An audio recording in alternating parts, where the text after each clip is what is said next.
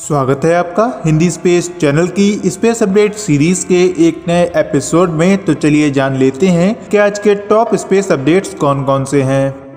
आज की पहली अपडेट स्पेस एक्स के स्टारशिप रॉकेट के प्रोटोटाइप की लॉन्चिंग को लेकर है। कल यानी 9 दिसंबर को 5:45 PM ईस्टर्न डिलाइट टाइम के अकॉर्डिंग स्पेस एक्स के द्वारा अपने स्टारशिप SN8 रॉकेट के प्रोटोटाइप को सक्सेसफुली लॉन्च किया गया। इस प्रोटोटाइप के लॉन्च होने के बाद इसने अपने सभी तय पैरामीटर्स को सफलतापूर्वक कंप्लीट किया और अर्थ के सरफेस से 12.5 किलोमीटर की ऊंचाई पर जाकर अपने कई सारे मैन्यूवर्स को परफॉर्म किया।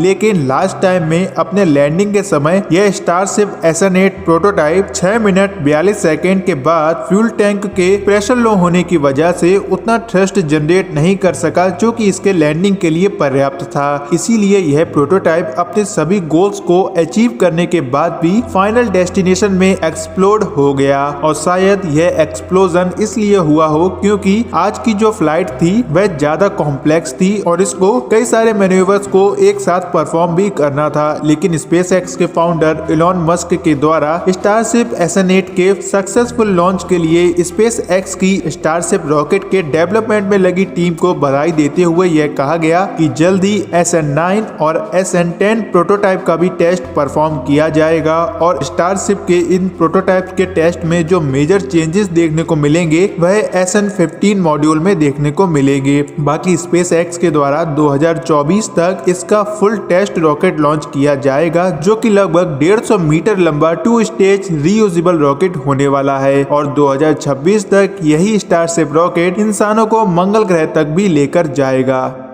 आज की दूसरी अपडेट इसरो और पिक्सल कंपनी के बीच साइन करे गए कॉन्ट्रैक्ट को लेकर है। अभी हाल ही में इसरो के द्वारा भारत की प्राइवेट सेक्टर की स्पेस कंपनी पिक्सल के साथ एक कॉन्ट्रैक्ट को साइन करा गया, जिस एग्रीमेंट के तहत पिक्सल अपने अर्थ ऑब्जर्वेशन सैटेलाइट को इसरो के PSLV रॉकेट की मदद से लो अर्थ ऑर्बिट में प्लेस करेगी। आपको बता दें कि पिक्सल के द्वारा इटली की एरोस्पेस कॉर्पोरेशन के साथ ऐसे सैटेलाइट्स डेवलप करने को लेकर कॉन्ट्रैक्ट साइन करा गया है जो कि अर्थ की रियल टाइम इमेजेस और डाटा यूजर्स को प्रोवाइड करेगी। और इस टास्क को परफॉर्म करने के लिए पिक्सल कंपनी के द्वारा कई सारी सैटेलाइट्स को अर्थ के ऑर्बिट में डिप्लॉय करने का प्लान तैयार किया गया है। पहले पिक्सल कंपनी के द्वारा अपनी पहली सैटेलाइट को रूस के सोयूज 2 रॉकेट की मदद से लॉन्च करने का प्लान करा गया था, लेकिन फिर जब इंडियन गवर्नमेंट ने प्राइवेट सेक्टर के सैटेलाइट लॉन्च को इसरो के रॉकेट से करवाने पर लगने वाले अपने 18% के GST को खत्म कर दिया, तब पिक्सल के द्वारा अपनी पहली सैटेलाइट को इसरो के PSLV रॉकेट की मदद से लॉन्च करने का प्लान करा गया।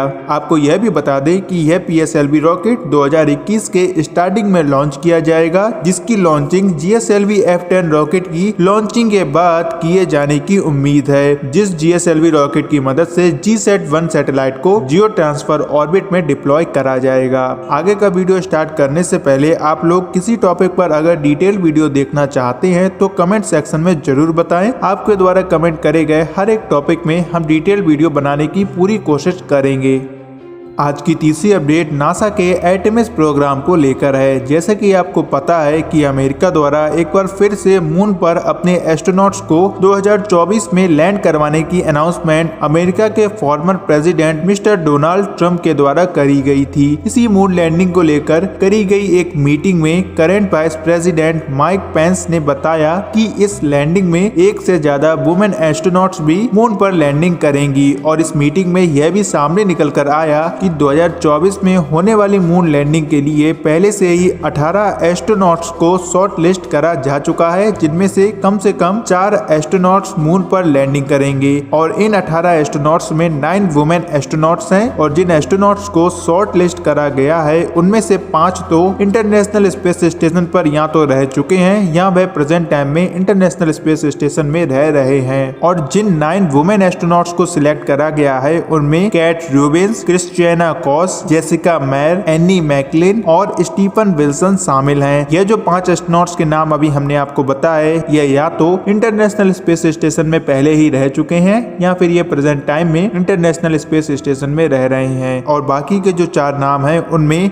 निकोल मैन, कोयला बैरॉन, जैस्मिन मॉकबेली और जेसिका वेटकिंस शामिल हैं। फिलहाल तो आर्टेमिस प्रोग्राम के एस्ट्रोनॉट्स के बारे में अभी इतनी ही डिटेल्स को पब्लिश करा गया है और नासा के इस आर्टेमिस प्रोग्राम के रिगार्डिंग आने वाले और अपडेट्स के बारे में आपको हिंदी स्पेस चैनल पर पता चलता रहेगा।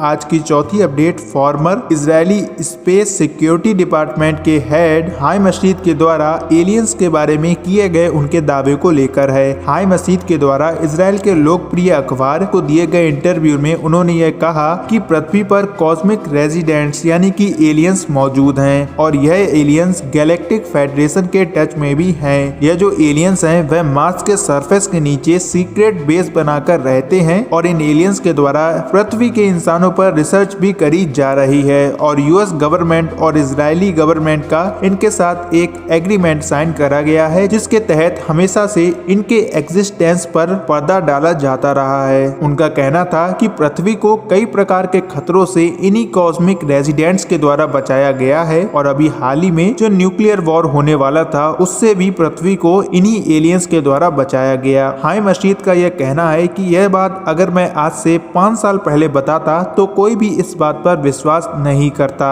और लोग मुझे पागल कहते, लेकिन प्रेजेंट टाइम में इसको बताने का यह सही वक्त है क्योंकि उनको नहीं पता कि फ्यूचर में उनके साथ क्या होने वाला है। फिलहाल अभी भी कई सारे लोग इस बात को स्वीकार नहीं करेंगे कि किसी प्रकार के कॉस्मिक रेजिडेंट्स या फिर एलियन होते हैं, लेकिन यह यहाँ पर सच में मौजूद हैं। वैसे तो यह स्टेटमेंट एक ऐसे इंसान के द्वारा दिया गया है जिसको कि हम पूरी तरह से नकार भी नहीं सकते क्योंकि जो इंसान इजराइल के स्पेस सिक्योरिटी हेड के रूप में 30 साल से ज्यादा काम कर चुका है वह ऐसे ही मनगढ़ंत स्टेटमेंट्स तो दे ही नहीं सकता। और हम आपको क्या ही कहें क्योंकि अगर मैं अपनी राय बताऊं तो मेरे हिसाब से एलियंस के होने के ठोस सबूत शायद नासा के पास मौजूद हैं, लेकिन वह मंगल ग्रह पर रह रहे हैं इस बात पर मेरा कुछ भी ना बोलना ही ठीक है। बाकी आप इस स्टेटमेंट के बारे में क्या सोचते हैं? क्या इसमें आपको सच्चाई नजर आती है या नहीं? कमेंट सेक्शन में इसका जवाब जरूर दें और इस पर मेरा जवाब भी आपको कल के वीडियो में जरूर मिल जाएगा। तो आज के इस वीडियो में बस इतना ही। अगर आपको यह वीडियो इन्फॉर्मेटिव लगा हो तो इस वीडियो को लाइक और शेयर करने के साथ साथ हिंदी स्पेस चैनल को सब्सक्राइब कीजिए ऐसे ही और वीडियोस को देखने के लिए। तो मिलते हैं अगले वीडियो में, तब तक के लिए जय हिंद जय भारत।